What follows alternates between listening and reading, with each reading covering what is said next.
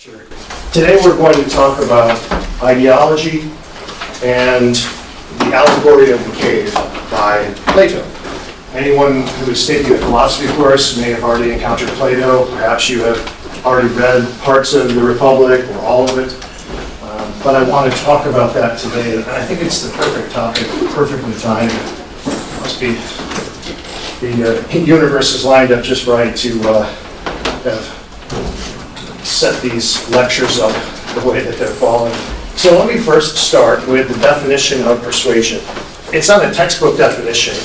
It's the way I would like us to define it because it's how I would like us to think about it. So, persuasion.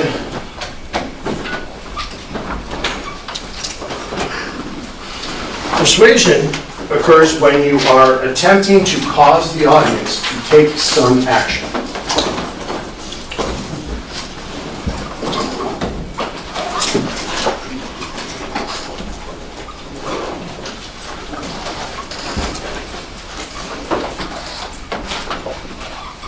So unlike informative speaking, which we just finished, informative speaking was designed as basically glorified show and tell. You're just trying to educate people on a topic, and at the end of your speech, the reaction from the audience should be something like this. Huh, all right, that's it. You're not trying to motivate them to go do something or anything like that. Persuasion is where that occurs. So persuasion, you are attempting to cause the audience to take some action. It could be to go do something. It could be to stop doing something. It might just be to think about things in a different way or to see the world in a different way. But the goal is that when you are finished, hopefully if you've done your job correctly, the audience will set about a new course, take a new path, do something differently than they had in the past. So it's really important. Understand that if you become effective at persuasion, you're going to be able to get a lot of the things that you want in life. It's not just about doing public speaking exercises in a college class so that you can get the grade that you want, although I know that's very important to you and I understand that. But if you are an effective person at persuading, then you're going to be successful in job interviews, in different types of business negotiations, even among your circle of friends. You will be able to influence people in a positive way, and that's going to be nothing but a net benefit to you in the future. Okay? So the goal of persuasion, this is a little abstract, but I'm going to explain it to you. The goal of persuasion is to create the condition of cognitive dissonance in the mind of the audience. Cognitive dissonance. And the term cognitive dissonance, this is a term that was coined in 1956 by a man named Leon Festinger.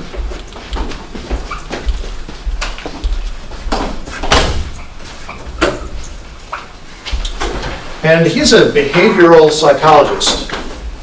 And what he did was he set about doing a study on basically a UFO cult.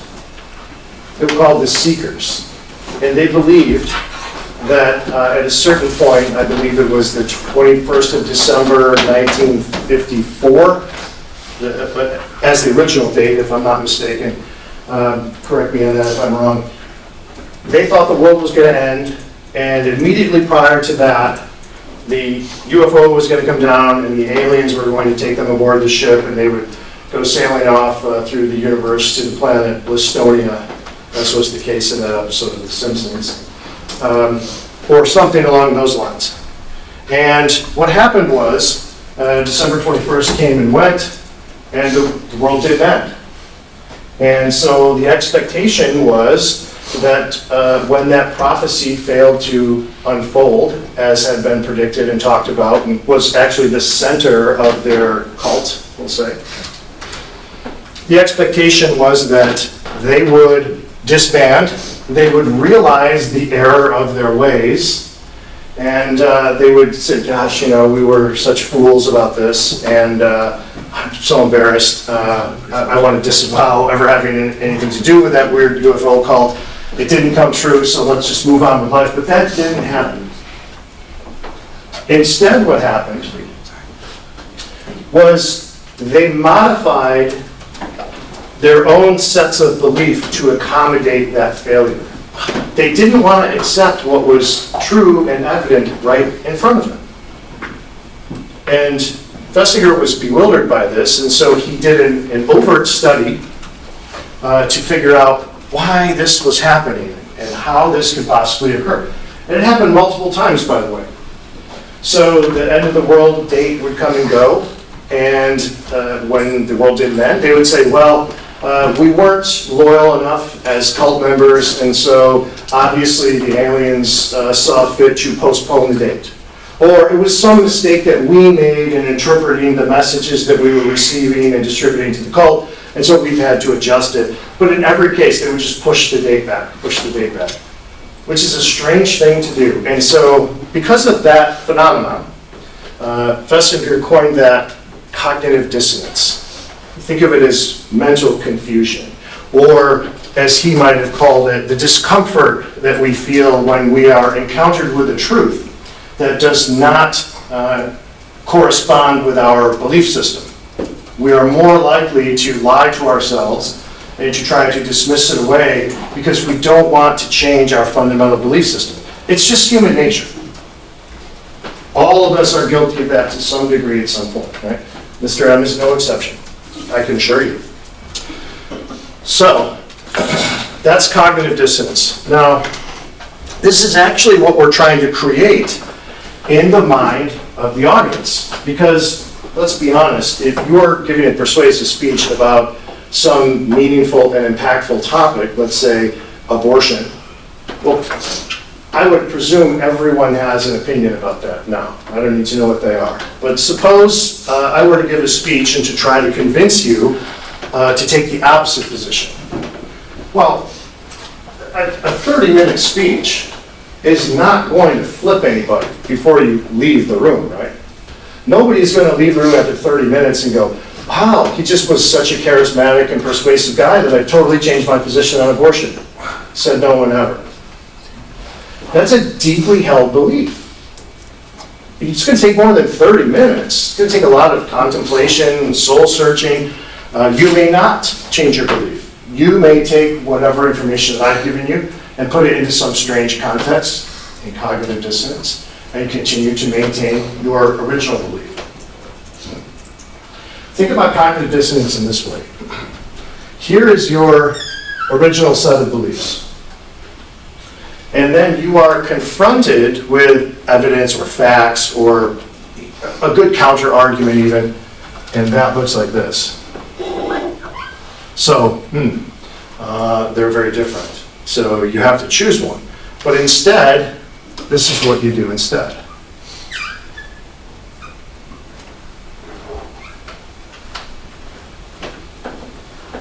So you basically have both sets. But you've just modified whatever information or evidence that you've encountered so that you can take that with you and you're able to dismiss it or put it into some different context, ignore it, however it is that you cope with it. But that's kind of the model there if you're into images of cognitive dissonance. Right? So that is our goal.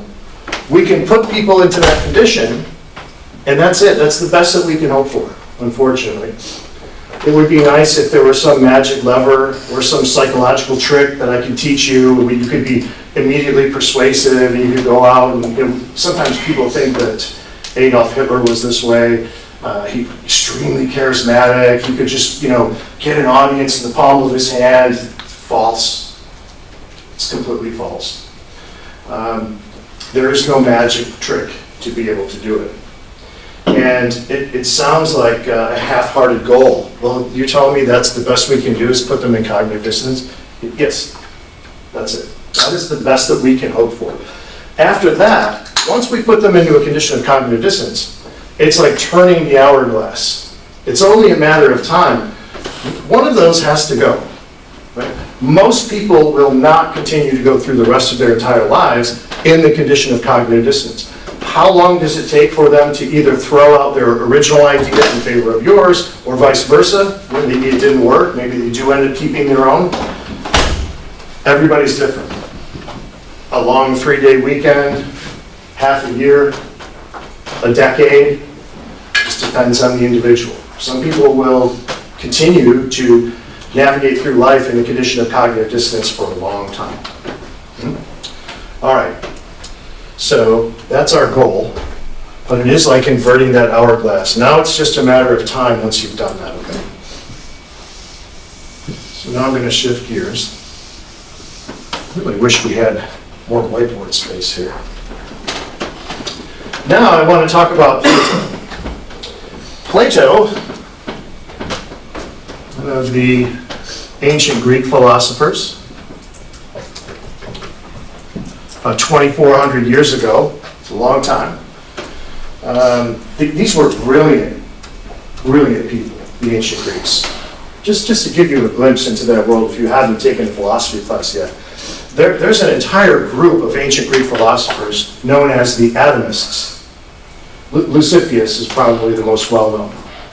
And with no microscopes, no tools, no databases of studies of work that had been done prior to them, no nothing, they simply surmised, in other words, they figured it out in their heads, that the world was likely created of matter and stuff that was ultimately had a substructure that was atomic. Different types of atoms would compose the structure of water or earth or fire, things like this. Now, they were not 100% correct, but they were darn close, right?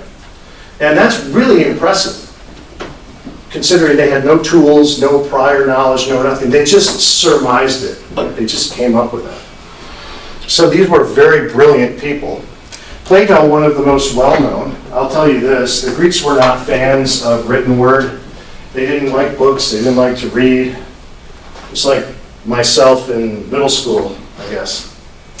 They were bigger fans of spoken word. It was more important to them that you encountered information and that you memorized it, and that you could recite it to someone almost verbatim.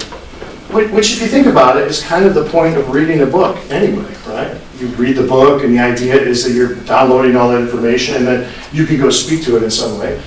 So it really wasn't a big deal that they weren't fans of reading and of the book, because they had the same net goal as those of us who enjoy reading books now. One of Plato's famous works, I would say the most famous, is a play that's called The Republic. These are all written in the form of theatrical plays, kind of that framework, if you will. So they're a bit inaccessible in some ways.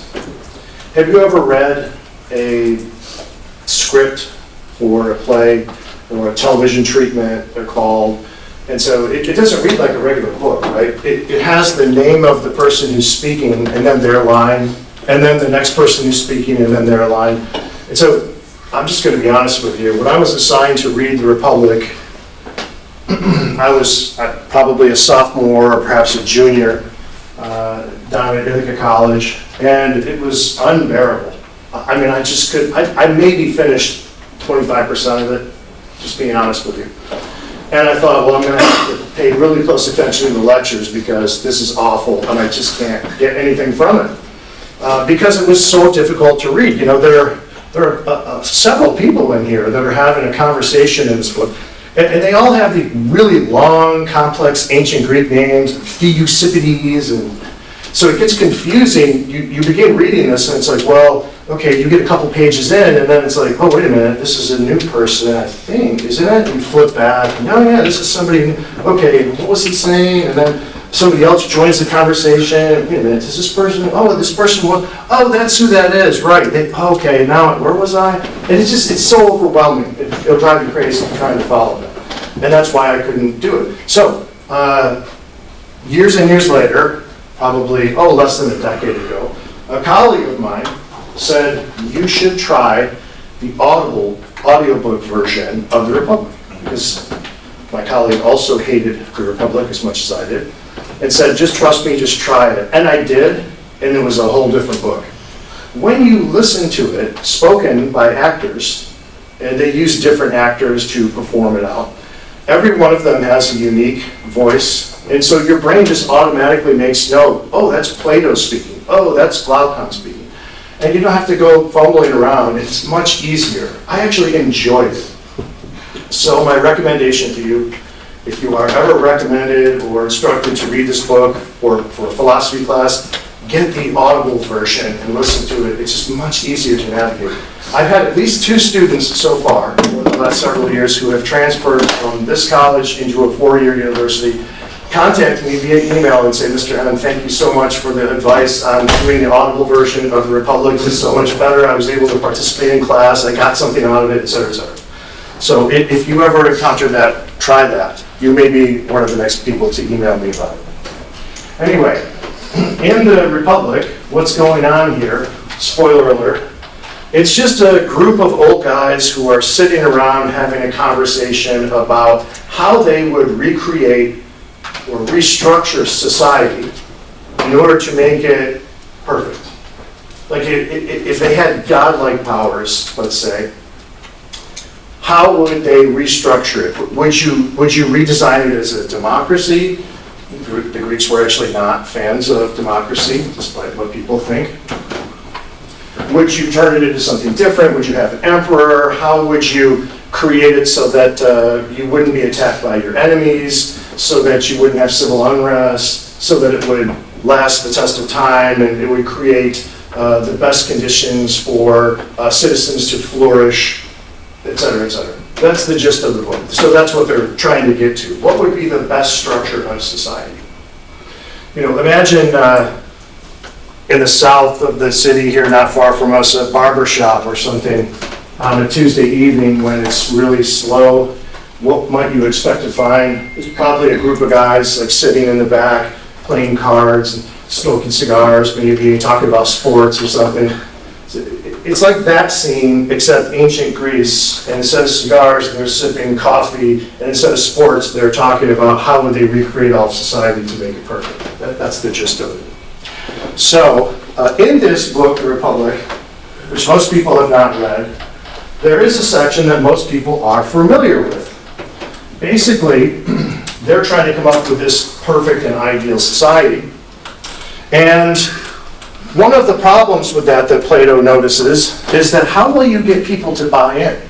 Because yes, we're super intelligent philosophers and we know better than everyone else, and so we can come up with this perfect. But how will you actually get people? How will you persuade them to participate in it? How are you going to convince other people that this is the perfect society?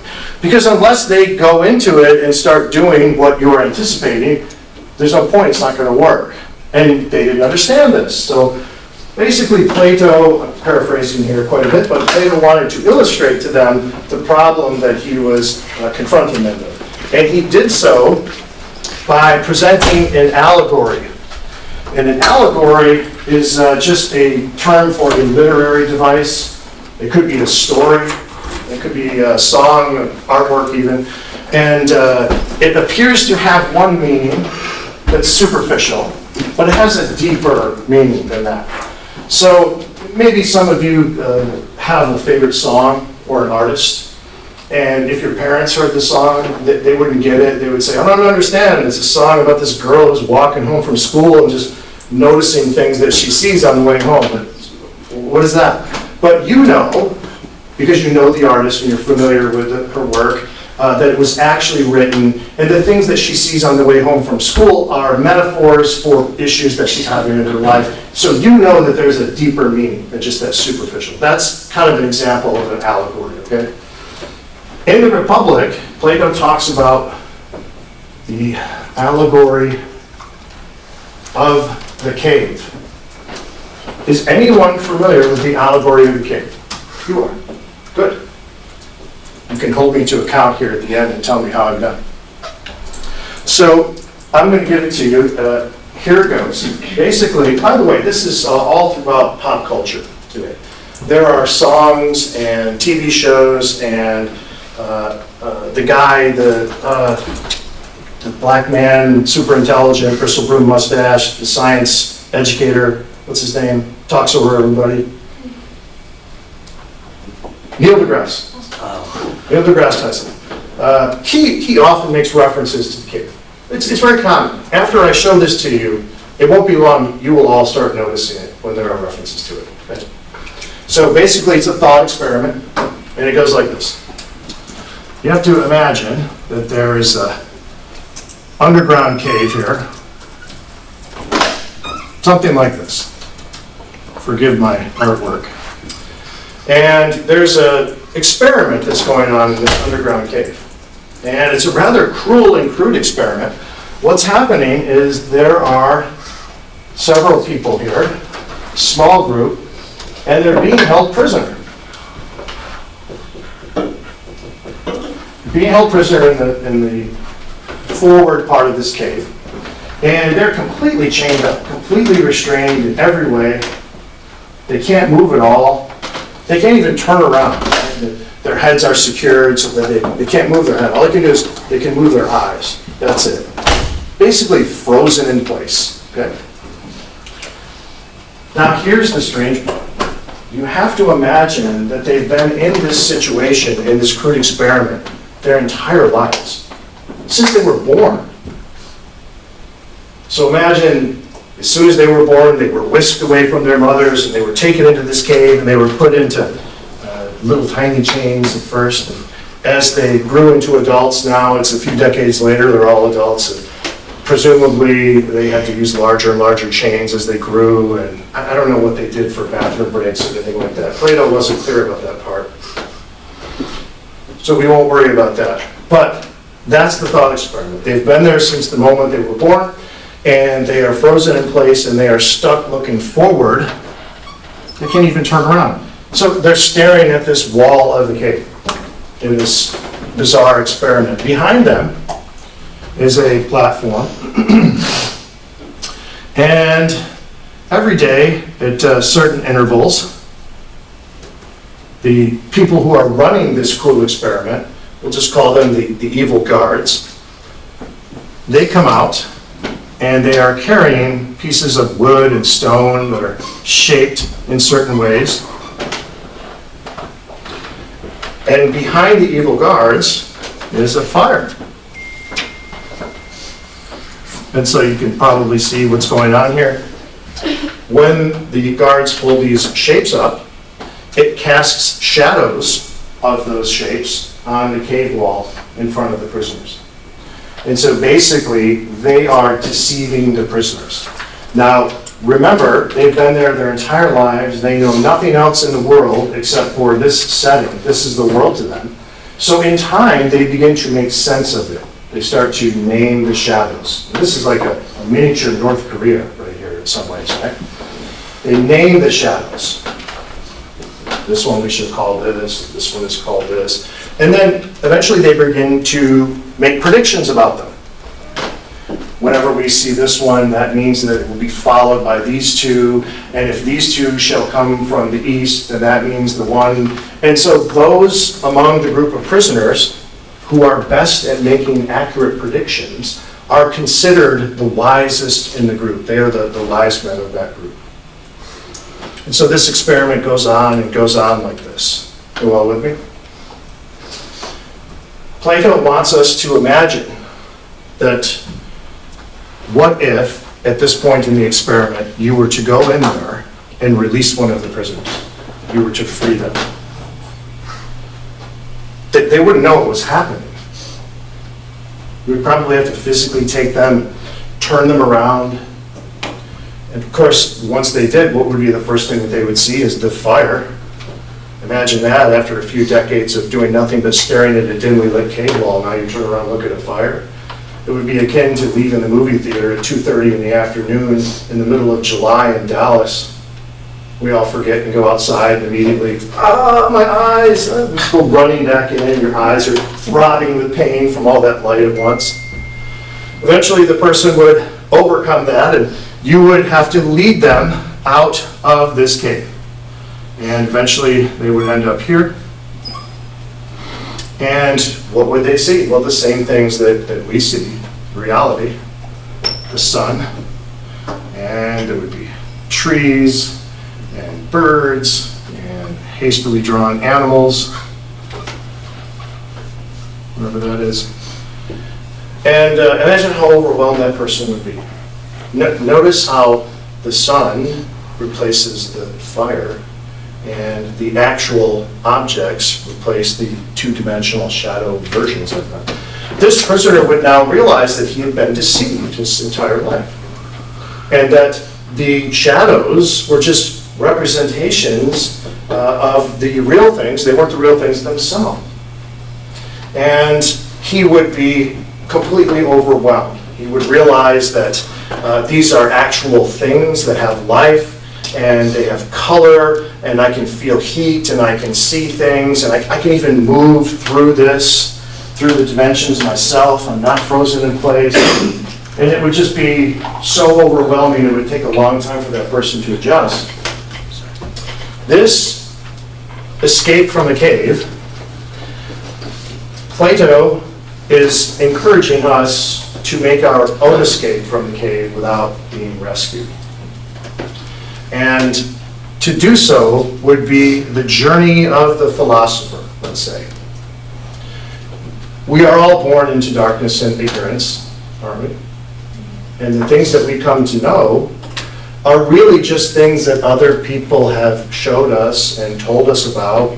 We go all the way through school, and there are books that have been written by people who've lived before us, and those in some sense are like the shadows. We are learning about those things.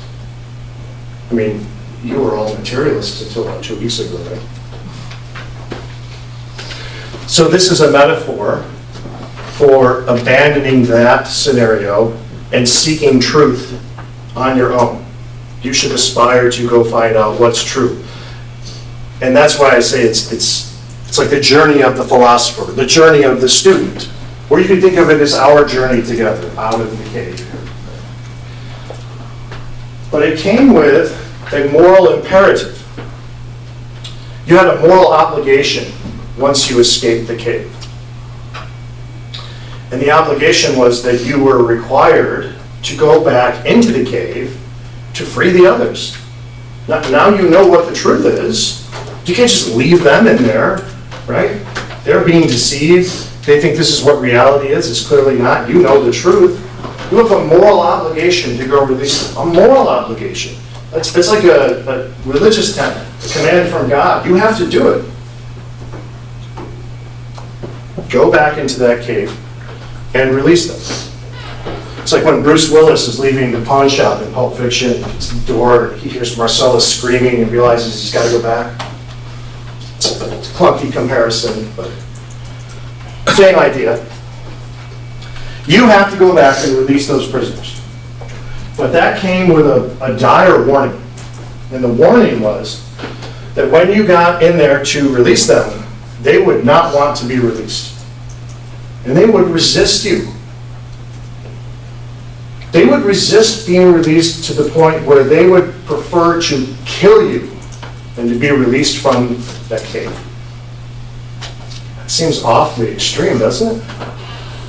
Why do you suppose Plato felt that they would rather kill you than be released from the cave?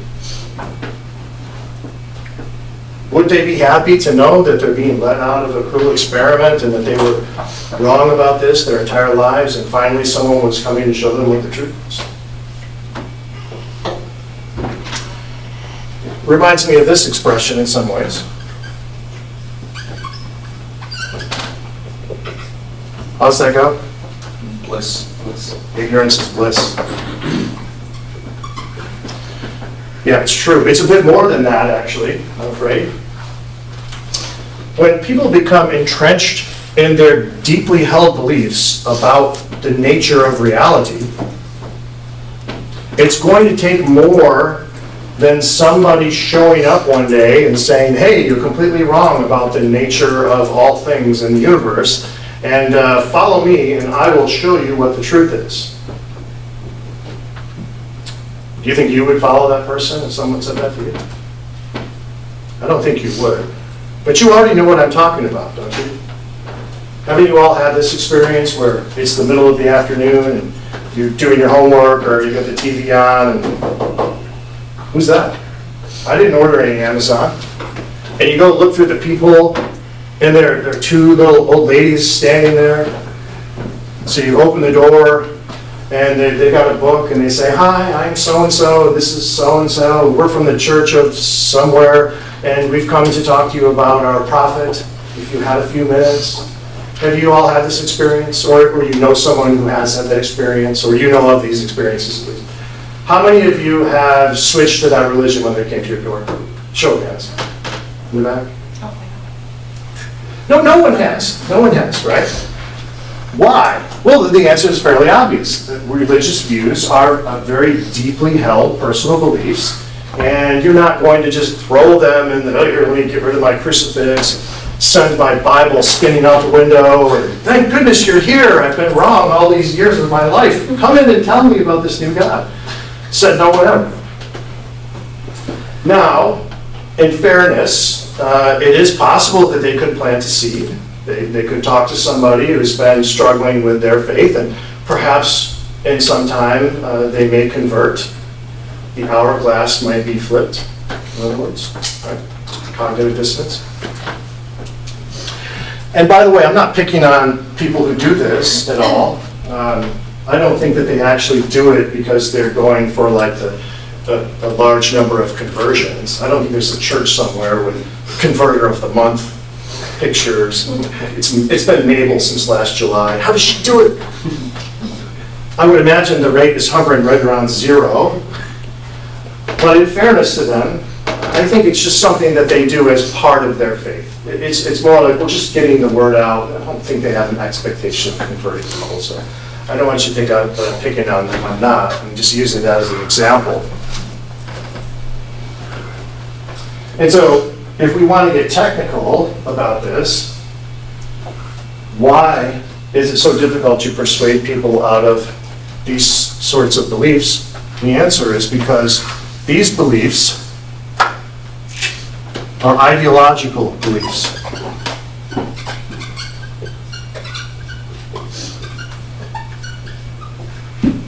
Ideological beliefs are different than all your other beliefs. They are the precursor to all beliefs.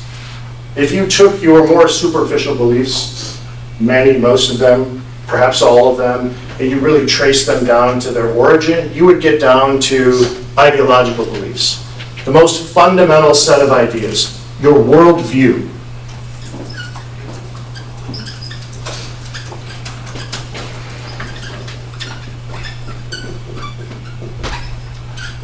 And they don't change. It's just where you chose to plant a flag and begin navigating from. And that's why they don't change. Now, it's true, sometimes people do leave a religion, sometimes they change a religion in favor of another one. They may leave religious view altogether and become atheists, or vice versa. It's true that that does happen. And it's also true that the atheist movement, we'll call it, has picked up steam in the last few decades. But that's really a Western phenomenon, just despite the fact that it has increased. In comparison to the rest of the world, it's still a grain of sand on an endless beach of religious believers. Most people in the world are religious or spiritual or something. It's not important, but I did want you to see that. Ideological beliefs typically don't change. There's a whole ritual process that we would go through if we were going to lose those ideological views. We'll get into that another time. It's not important for today. But basically, ideological views, they come in many different forms, but I would assert to you that there are 3 primary forms, and I want to just talk about those. And there's a lot of overlap.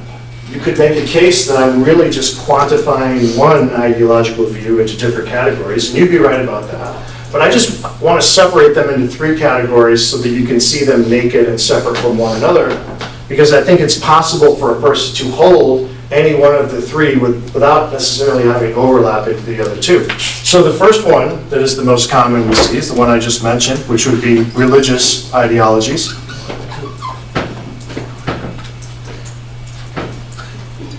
And the second most common, certainly for us in the United States, would be political ideologies.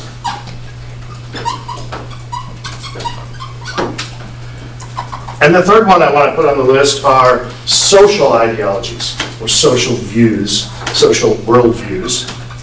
You could probably already see that these are going to overlap quite a bit. So the religious ideologies, Christianity, Islam, Judaism, Hinduism, all the different variants and Protestant versions of those are all examples of religious ideologies. Political ideologies, in this country we basically deal with the two, Republicans or Democrats. It's true that there are other parties, there are third-party candidates of all different kinds of communist parties around the country, but they don't have any chance of winning, at least not in the foreseeable future. So we really deal with two main parties. Social views, those are a little different. Those are just basically philosophical worldviews. So you've probably heard people speak this way. You know, don't be a victim, don't complain. Bad things are going to happen in your life. It's just part of life. You got to roll with the punches, pick yourself up off the floor, dust yourself off, and try again. I know life is hard, but you can do it if you keep trying. If you work hard, you can make anything out of yourself. If you make yourself a victim, then you're just whining and complaining and looking for a free handout. Don't do that. You've heard people talk this way before. Which side of politics does that sound more like, Republican or Democrat? That's more Republican or conservatives. That's the way conservatives talk, right? Or maybe you've heard people say, well, look, you know, we live in the most successful country in the world, in the history of the world.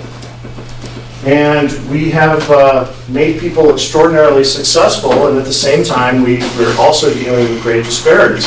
So, on the one hand, we have people that are worth hundreds of billions of dollars, Elon Musk, and Warren Buffett, and others. Hundreds of billions of dollars. And good for them, not knocking them, but at the same time, we also have a class of people who will use newspapers to stuff into their clothing before they curl up over a sewer grate at night so that the steam coming off other people's excrement might keep them from freezing to death one more night. That's quite a disparity of wealth, no? So it's reasonable that we should ask those who have been so successful to give back something to at least create a safety net for the least among us. And that sounds more like the liberal view or the Democrat view, right? I'm not trying to pigeonhole either one of them. I'm just giving you a basic example. So those would be examples of social views. A person could have one of those social views or the other and not vote or care anything about politics and not be religious. Now they usually are. You can see how some of this is going to play out. But a person could be political and not be religious, et cetera, et cetera. I just wanted you to see those three different types of ideologies separate from one another. So does it make sense to you now where Plato was going with this, or what the message was here? Why, if you went back into the cave to try to persuade them out, they would resist and they might kill you rather than allow you to release them? If you still doubt that that's the case, probably many of you, Thanksgiving's right around the corner. Maybe you have the uncle who comes to Thanksgiving with the red hat. If you doubt what I'm saying, then try convincing that uncle that he should vote for the other team. Let me know how it works. When you come in the following week with a black eye, thanks for what, Mr. Young? Then we'll all understand clearly how difficult it is, right? People don't like to give these up because they're just starting points. It's where we've decided to plant the flag. And if we change them, it's like the psychological game of, is it Jenga? You take the piece out of the bottom and then everything else collapses. Now you have to find a new basis for all those beliefs. It might mean that all your beliefs are going to have to change. And people don't like to change their beliefs. I don't. Do you? Even when I find out I'm wrong about something, I don't like to change. I'm very reluctant to do so. And I study and think about this stuff all the time. So I try to be better at it. It's very, very difficult to do, I assure you. So this is the cave allegory. These are ideological beliefs, and that's why they are so difficult to contend with. Think about it like this for ideological beliefs. They're so different. They're the most basic and fundamental of all beliefs, unlike any other belief. How many of you are gamers in here? Video game players? Yeah, a bunch, of course. So I want you to imagine for a second, money were no object. And I'm just giving you a blank check, and you can design the dream machine that you fantasize about. Whatever has the biggest hard drive in it, and the best processors, and the best graphic cards, and you all know better than I do, whatever state of the art looks like. Just get a picture of that in your mind. Money is no object, right? This incredible machine. You got it? Okay. Now it's all put together, ready to roll, but I haven't downloaded an operating system onto the hard drive yet. I haven't put Windows on it, Mac iOS if you prefer. What can you do with it at this point? Nothing. Nothing. It's a drink holder. You can put a drink on it while you watch TV. That's it. It's useless. That's kind of how we are without an ideology. We would be nothing but pure potential, but with no ability to navigate. Once I download Windows onto the hard drive of that computer, now the computer understands, I know how to follow commands, I know how to go retrieve things, I know how to process things, I know how to sort and organize things and find them, and I can do multiple functions at one time, and it's actually a useful tool. When we download an ideology onto the brain, it's the same way. Maybe some of you are running Christianity 2.0, or Islam 3.0, or Hinduism 4.0, or something like this. And so that is your basic operating system. If I were to save you, why is it against the law to commit murder? You would say, well, because we have to have laws like that to maintain social order. And if I said, yes, but why? And you would say, well, because you yourself, Mr. M, would not want to be murdered, and so we use that, and we expedite that to all society. I say, yes, but why? And you would say, because it's a moral imperative to do so, we wouldn't be able to, and if I continue, why, like a 7-year-old, eventually we would get to the point where you would say, because God commanded it, God said, thou shalt not kill, that's why. And that's the last why. There are no more after that.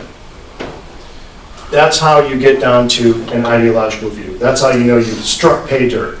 We've gone as far as we can go. There. Now I know your ideological position. And once I know that, I can really discern a number of other things about you as well by educated guess. So think about ideologies for people as that operating system that we download onto the brain. Once in a while we might get an update it a little bit. But we typically don't change them, right? You can't erase Windows and then download Mac iOS. It's not going to work, right? You can't do that. You'd have to start over again. You'd have to redo things. Perhaps you'd have to change equipment. So that's a little bit about Allegory of the Cave, some of the messages there. By the way, the expectation from Plato was not that we should free ourselves from these silly caves and never be in them again. We should all just free ourselves of the cave and live in a world where nobody has any religious, political, or social reason. That's incorrect. I seriously doubt that it's even possible for us to live without ideologies. I don't think that it is, that they're necessary. Plato did not believe that we should all get out of the cave and never go back and never speak of it again. Plato believed that we should exit the cave, but that we should be able to operate in and out of the different caves in the world once we had escaped. But we are all in caves. I am, aren't you? I would venture to guess many of you are in religious caves.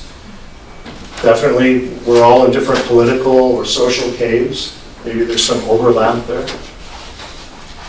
So I don't want you to think of the cave as, we must escape it, it's an evil, cruel thing.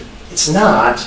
You should just be aware of what the cave is. It does help you order things and make sense of the world, but that doesn't mean that you should escape it and never have anything to do with it again. It means you should understand the role of that cave, the value of that cave, and you should be able to step out of that cave if necessary. That's a big problem today. People aren't able to step outside of their caves. Imagine for a moment, just to try to put a practical spin on this for you, imagine for a moment that I was going to give a speech. And the speech was going to be about advancing women's rights in society. And I'm going to deliver that speech in Vermont. I don't know what you know about Vermont. There are a bunch of hippies up there. The guys all grow their hair long in ponytails, and they wear leather sandals and cut off jean shorts, far right in front of you and don't acknowledge it. It's natural, man. I'm not picking on them. They're cool people. But by and large, you would find a large concentration of granola-type hippies, whatever the term you prefer is. What I'm getting at is that if I were to go speak to that group of people, it's a walk in the park. They probably already believe in advancing women's rights in society as much or more so than I do. I'm not going to have to try very hard to win them over. It reminds me of the expression preaching to the choir, right? They're already on board. That's easy. But what if I were to give the same speech the following weekend, this time in Riyadh, Saudi Arabia? Would that be more difficult, or do you think there's anything I might want to take into consideration for that particular audience this time?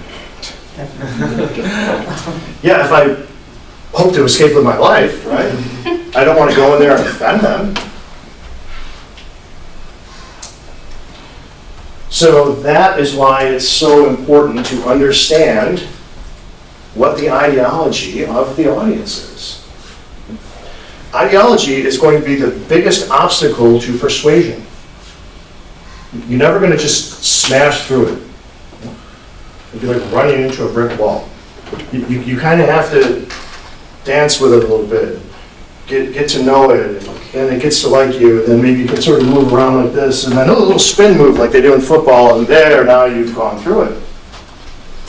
But I'm not going to go to Saudi Arabia and open up and go, I don't understand you people in this backward religious stuff. Are you kidding me? I would never insult people in that way. So how might I approach it? How would I speak to them about advancing women's rights? How would I do that? I would try to find the things that we have in common.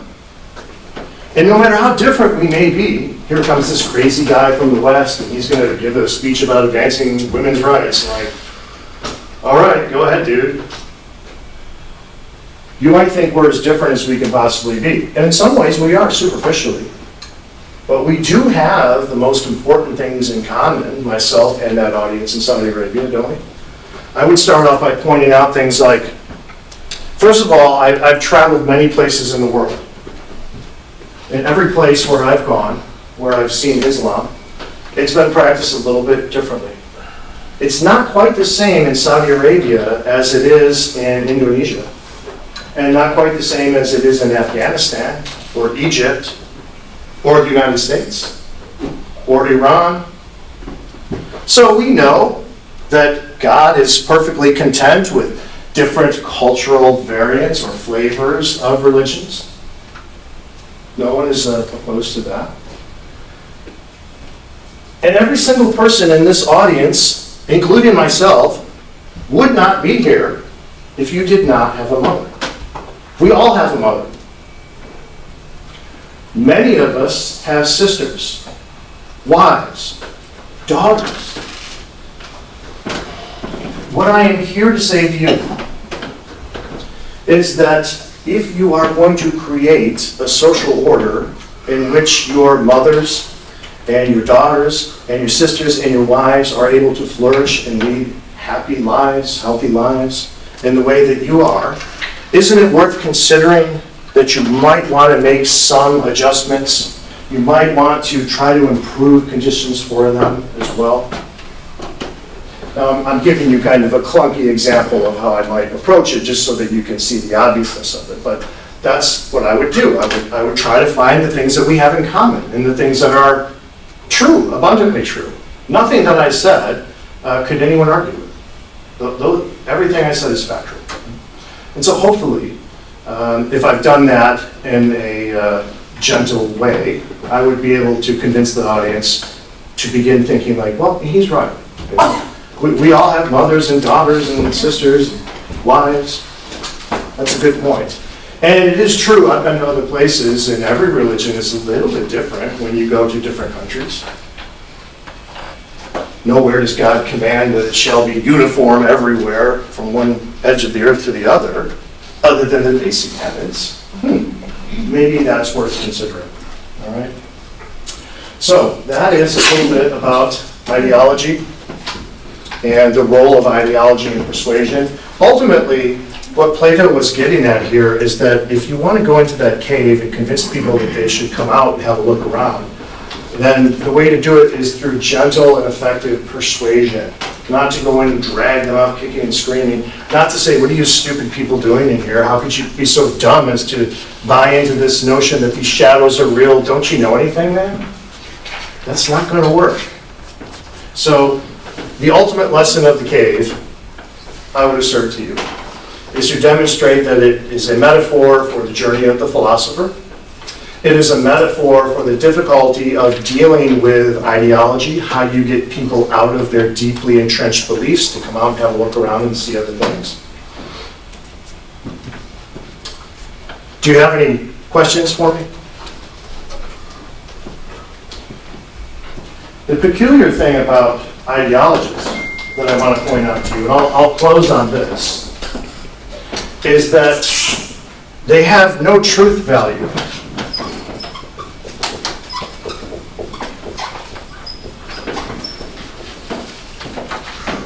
That's a big deal.